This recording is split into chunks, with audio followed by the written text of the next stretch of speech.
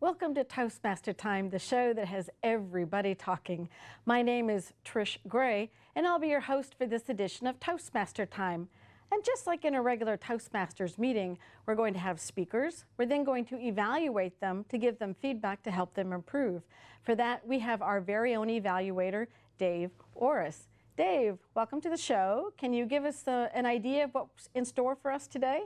Absolutely, Trish. Tonight we have two accomplished speakers. We have Kuwaza Imara and Craig Harrison. So fasten your seatbelt, hang on to your hat, and prepare yourself for 30 minutes of entertainment, inspiration, and education.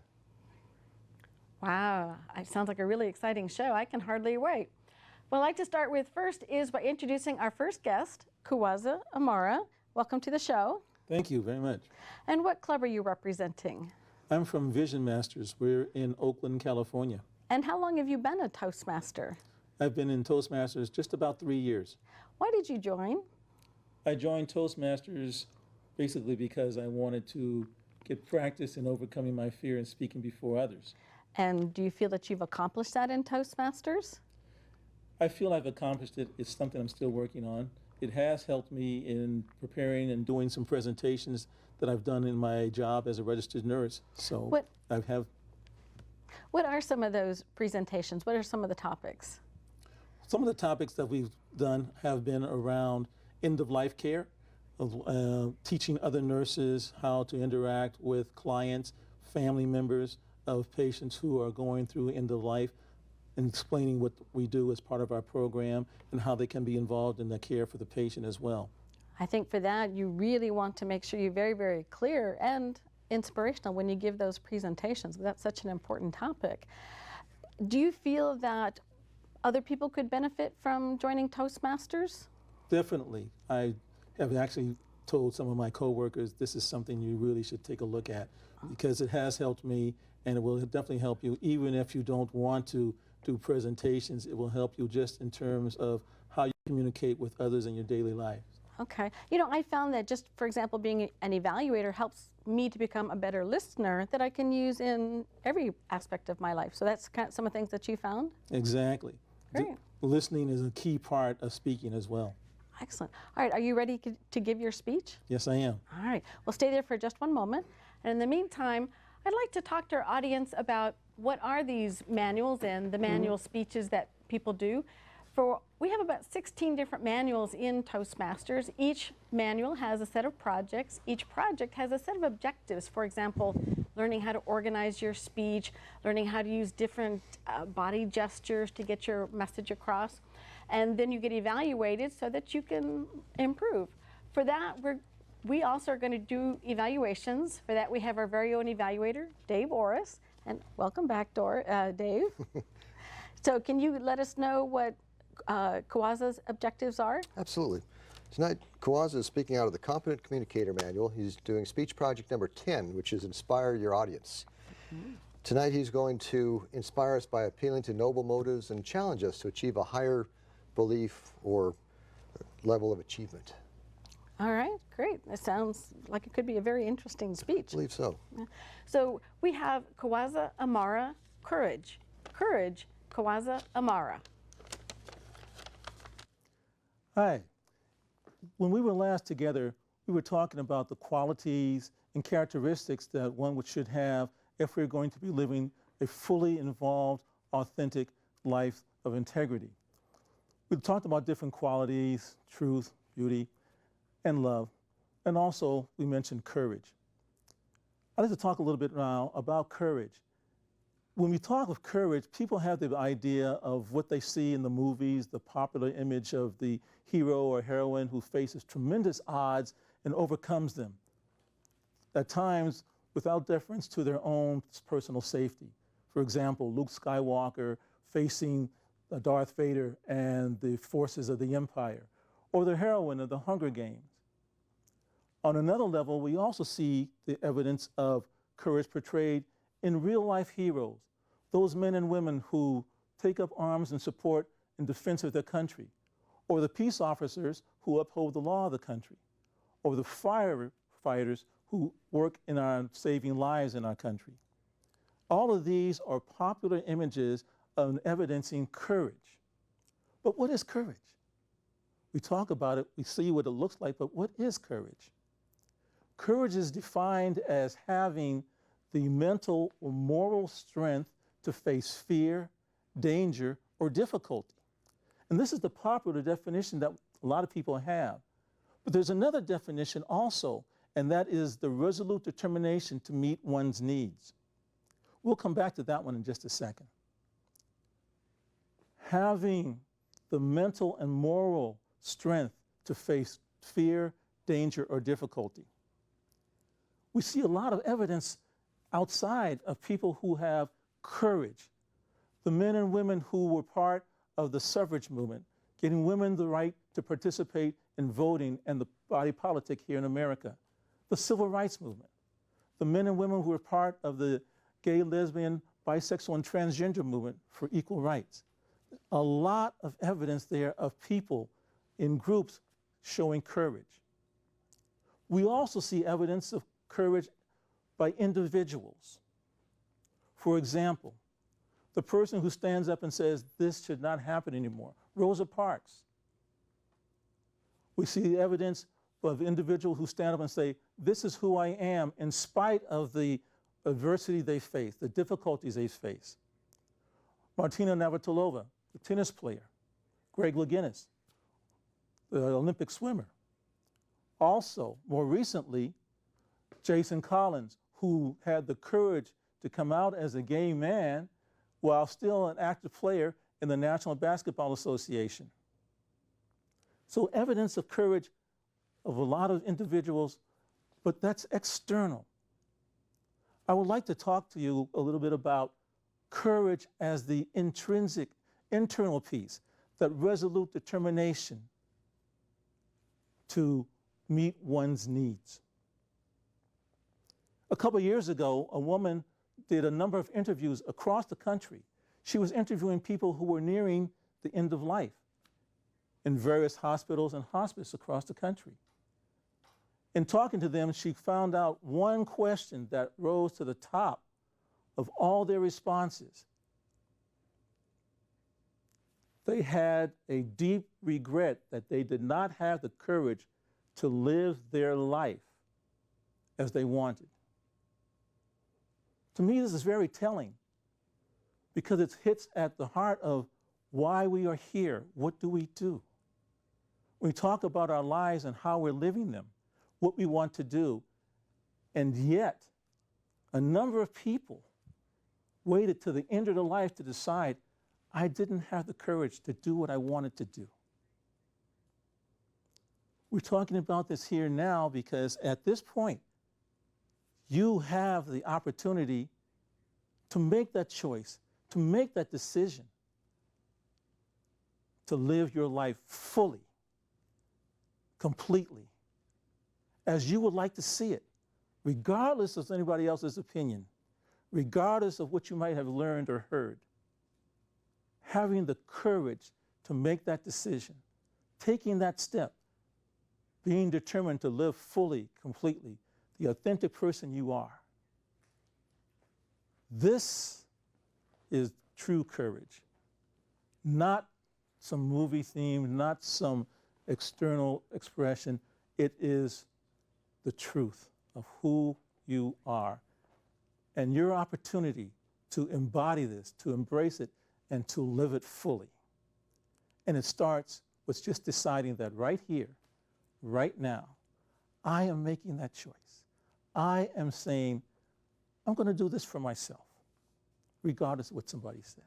I'm going to do this for myself and live that life. You've only got this one life. You only have this one opportunity, and the time is now to do this. Courage. Next, we will be talking about courage as a basis and foundation for having love in our lives.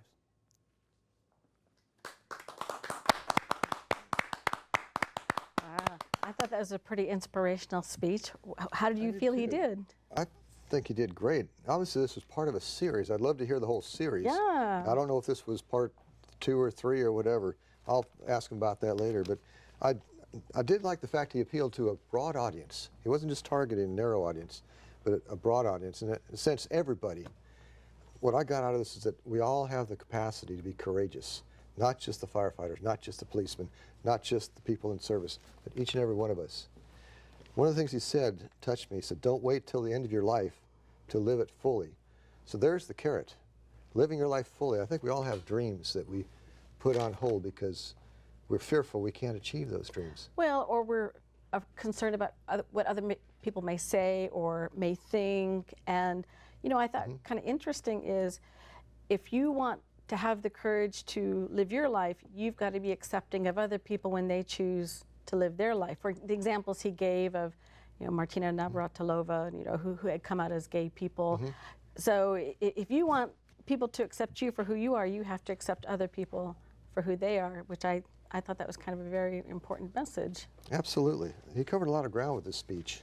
I think if I were to give him something to work with, I would probably say in this context, not to say next time we'll talk about this, but I do want to invite him back on the show and give us the next time. I'd like to hear more of his speech. Yeah, that's true. Okay. All right. Well, thank you very much for that evaluation. I really appreciate it.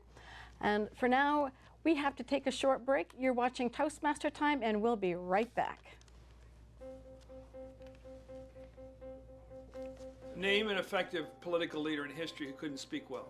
Mr. Gorbachev, tear down this wall. There aren't any. Because when it comes to a disease, Freedom requires leadership, and leadership requires oratory. You have to speak to be heard. I have a dream. It's all about personal growth and guts. Never give in. Never, never, never.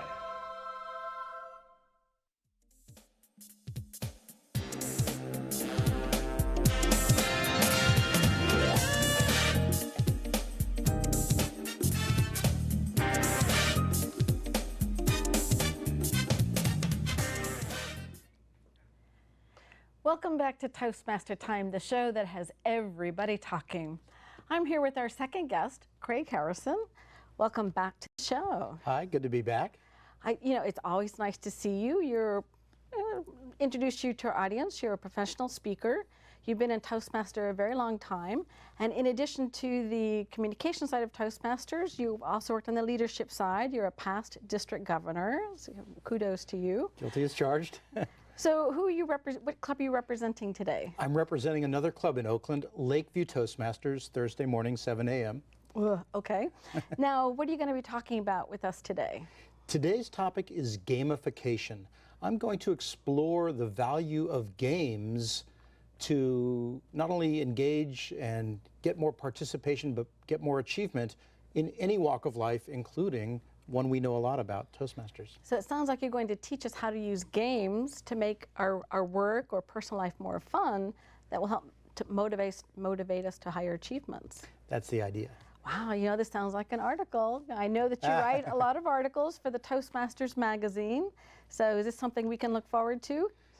I hope so. They like the concept. I'm just afraid I'm going to be better known as a writer than an author if I keep this up. Well, you know, we'll see. All right, are you ready to give your speech? I am. Great, okay, so stay there just one moment. And for now, I'd like to let our audience know that we have clubs in all parts of the world in about 130 different countries. We have about 300,000 members. No matter where you are in the world, if you go to our Toastmasters website, you can find a club somewhere near you to get the benefits of being a Toastmaster. Now we have back with us our evaluator, Dave Orris.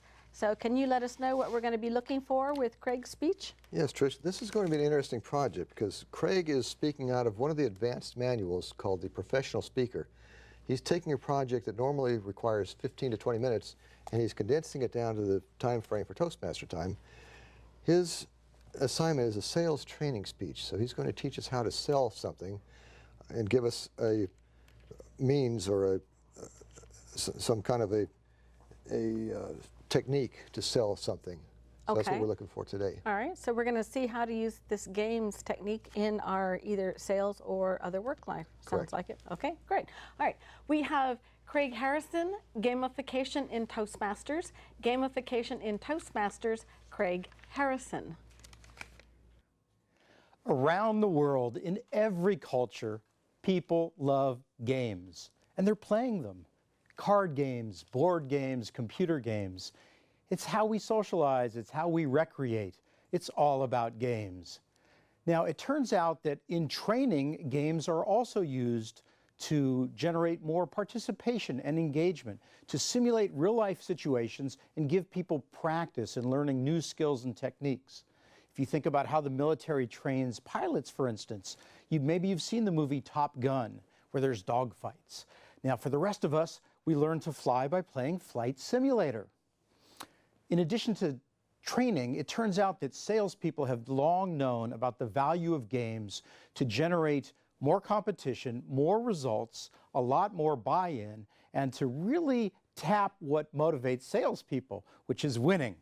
And if you look at sales, there are so many campaigns now that really help salespeople achieve far and above beyond what even their managers expected. Now, since the 90s, there's been a term called gamification. What this simply means is using game theory and game mechanics in different walks of life to yield the benefits that come from games. Now, if you think about it, it makes sense, because with games, you've got people that are competitive, that like to win, that like the stature and the awards and the recognition that comes with achieving. Furthermore, it turns out that for many people, games are an opportunity to play with others, to benchmark themselves, to test their mettle, and to showcase their prowess. A lot of times in games, there's teamwork and collaboration and more creativity. Now, right about now, you may be saying, okay, well, that's great for salespeople, but I'm not a gamer. But I beg to differ. For instance, if you have a frequent flyer program that you participate in, you're a gamer. Think about it. If you've ever bid on anything in eBay or bought a ticket on Priceline, you're a gamer. These are games and contests with rewards and achievement levels and perks and opportunities to engage and buy in. You're still not sure? Okay, let's get into your purse or perhaps your wallet. Do you have a Safeway card? You're a gamer. If you have a Starbucks card, you are a gamer. Myself, I'm an OG.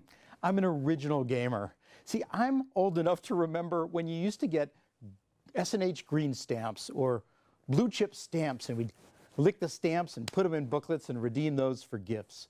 So I know about games.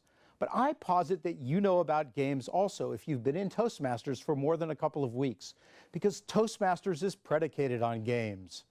Are you shocked? Well, let me show you. For instance, in August, we just had the World Championship of Public Speaking. 14,000 clubs had contests in the spring. Then the area and division and districts had contests. And the culmination was in Kuala Lumpur, where I think a gentleman named Joe or John Smith won it all this year. I can't remember his name, but that's a game with rewards and stature. We do want to congratulate District 57's own James Jeffley from Richmond, who was one of 9 finalists. That's a wonderful game that gets buy-in and activity and investment and a lot of benefits. Now, if you are more about recruiting members, World Headquarters has created the Smedley Award and the Talk It Up and the Beat the Clock campaigns. At different times of the year, these awards are given for the gamers who bring in the most members. And of course, we have every year in every district around the world what's called the Distinguished Club Program, the DCP.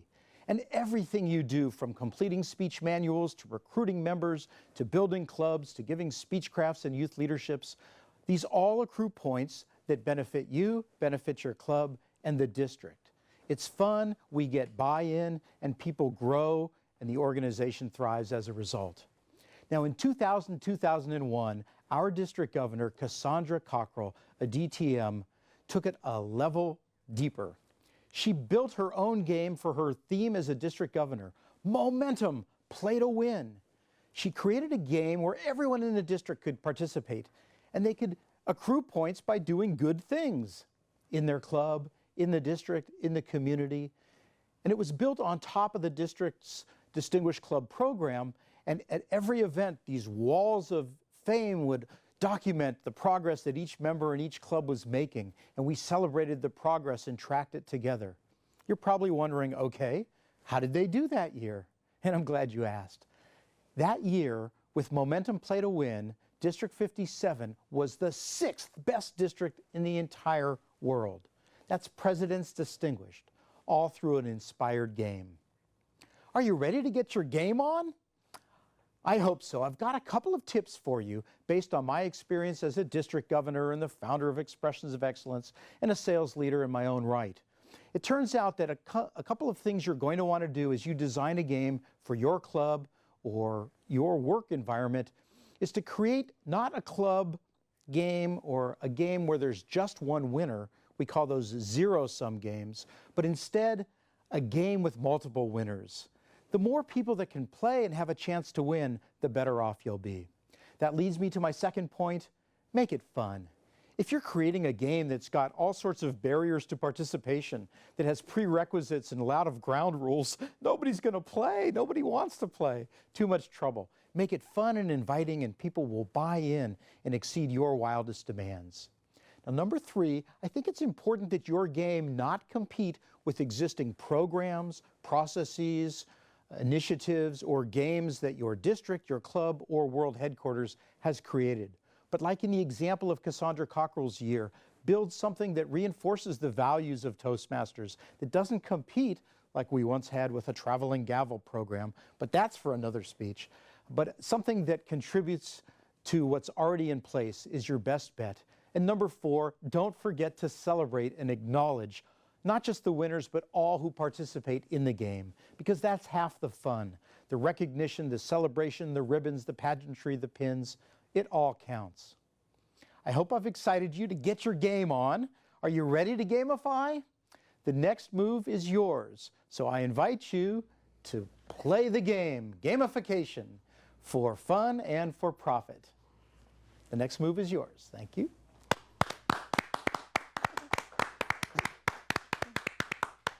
I never thought about it, but he's right. I have a frequent flyer program, and I have a Safeway card. I use my points to reduce the cost of gas at Safeway gas station. So I play the game. Absolutely. In fact, that was his opening line. People love games. I think he brought us all in with those 3 words. And the closing, the next move is yours. It ties in with the idea that it's a game. I was expecting excellence out of Craig, and I think we got it. I wish we would have had the whole 20 minutes for the speech, because it was a shame to have to condense it down to that degree, but I think he came through and gave us a lot with that. The whole aspect of the games, which you can apply to almost every aspect in your life. If it's a mundane job you don't like to do, make it a game. But here he was talking specifically to Toastmasters. Well, but I really like the point that you're making there, is that it's the same theory and same basic activities, whether it's Toastmasters or your work or something else. You can take these concepts and apply them anywhere. Right. I really like that. Exactly.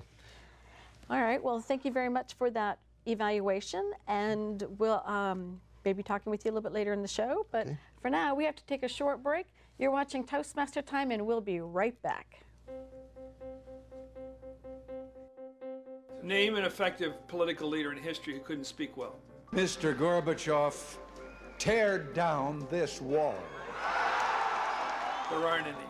Because when it comes to a disease, Freedom requires leadership, and leadership requires oratory. You have to speak to be heard. I have a dream. It's all about personal growth and guts. Never give in. Never, never, never.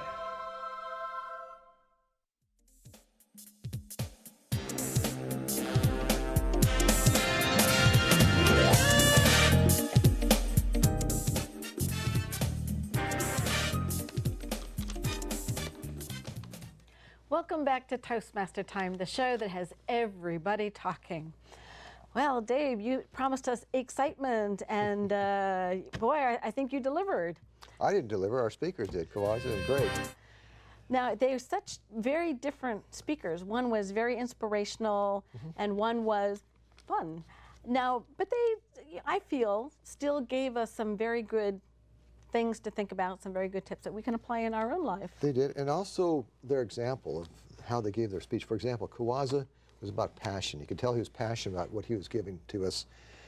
Craig was, what I saw was his expertise, and I learned a lot from him. For example, I've been taught to make a point, tell a story, make another point, tell another story. I saw that in his speech as he related the story about Cassandra Cockrell and the contest that she used to bring District 57 up to the 6th best in the world, that's a very compelling story right there. So I really appreciated the two different presentation styles there. That But passion. you know, they both, well, you know, I would say they were both passionate, each about their own topics. Right. You know, the first one about courage, and then the second one about, you know, you got to make this fun, you got to make this interesting. Oh, absolutely. But and they both had their own sort of stories or examples that, you know, they felt illustrated their particular point.